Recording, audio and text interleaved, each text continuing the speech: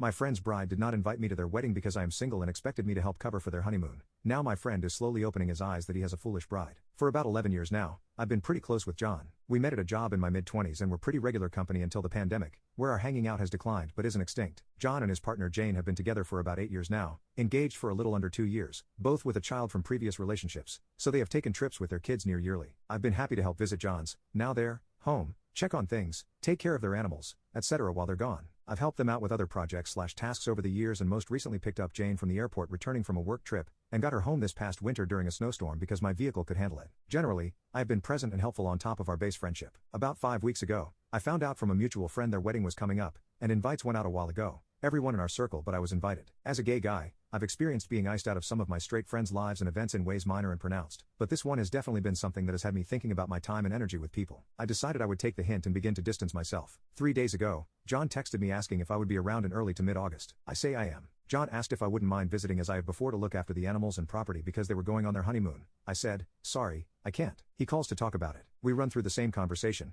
polite but a bit tense, so I finally say, I just won't be visiting your home. After a moment of silence, I bring up that I'm disappointed that I appear to be the only person in our group of friends not invited to his wedding and that I can't be helping as I have before if I'm just a background friend at this point. I wrap up the call positively and sincerely, wishing them a good wedding and trip, and maybe we can grab drinks soon. Jane reached out 2 days ago, sending follow-up texts saying John is upset about what I said and with her because she made the final calls about friend invites, and that I am taking this the wrong way. There is only so much capacity and that the others in our friend group have partners that took up space. She added that she hoped I'd change my mind and help them out because it would put John's mind at ease. I'm not entitled to the company of others or invitations to anybody's events, but am I wrong for setting my boundaries in response to theirs? I try not to frame my friendships as transactional, but they want something out of me here despite their not inviting me and then avoiding even bringing it up with me until they needed help with covering their honeymoon. Update, yesterday afternoon. A few days after John made the initiating contact that led to this altercation, he reached out by text, telling me the following. I want to take you up on that drink tomorrow if possible, and I want to apologize for my royal fuck-ups in person. I agreed to meet. After we kicked off with a round of shots, John's first line was that he had failed me as a friend in this situation. With non-family invites, Jane seemed very preoccupied with a philosophy of couples over singles at the wedding. He had previously voiced that he felt it was exclusionary and silly. Still, I guess Jane prioritized couples on the first round of friend invites and told John that it would be easier to fit in others after receiving RSVPs. John backed out and says he felt that going along with her initial plan of inviting the rest of our circle, and not me, and had faith the RSVP thing would materialize. She used the bit of space to plug in some more family. John admitted he folded and felt ashamed enough that he could not find a way to tell me. He knew reaching out to me about that favor was a risk but took it anyway because he wanted someone he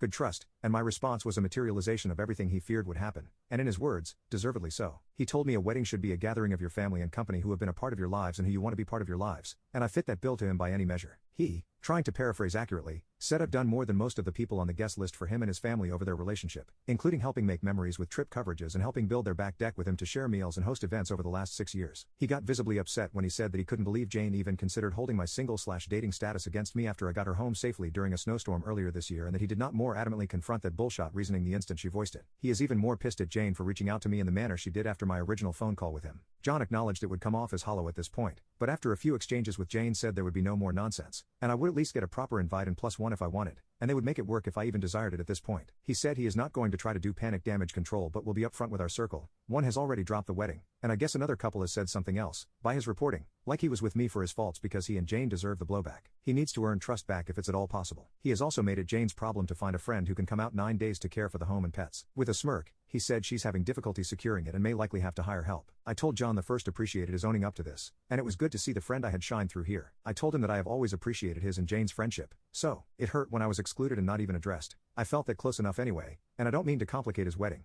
I've always thought he and Jane were great for each other. Earnestly, I have supported them as best as I can, and I've been confused about what I have done or haven't done to be iced out. I also admitted it's hard to trust Jane again if she has been weighing the validity of my presence based on my relationship status. I added it's not like I haven't been trying, and you guys haven't met some of my previous long-term partners. He said he doesn't get it either, and she has at least one good friend who is single that she may have burned a bridge with over the wedding philosophy she had. I said the friendship is going to be changed and informed by this, at least very different for a while, and I know that you and Jane had a disagreement leading to this but that I hope that the wedding goes on to be a good celebration. I informed him it felt best to take a pass on the invitation, but he said if there was a change of mind up to the last minute, to let him know. which was kind, and he wasn't desperate/pushy about it. John said the fault is his for not stepping up on my behalf, that he is sorry. While he feels, he is very lucky to have her in his life and thinks their marriage is a positive development for them, he even told her this whole situation will have him questioning and second-guessing her judgment on social matters with his friends for the foreseeable future. By his reporting, but a credit to their relationship, it was quite a blow to her to hear from him, but it was one she accepted and apologized for after their argument about the subject. Before we parted ways in the parking lot, we gave each other a bro hug, and John's voice broke a bit when he said he was sorry one last time.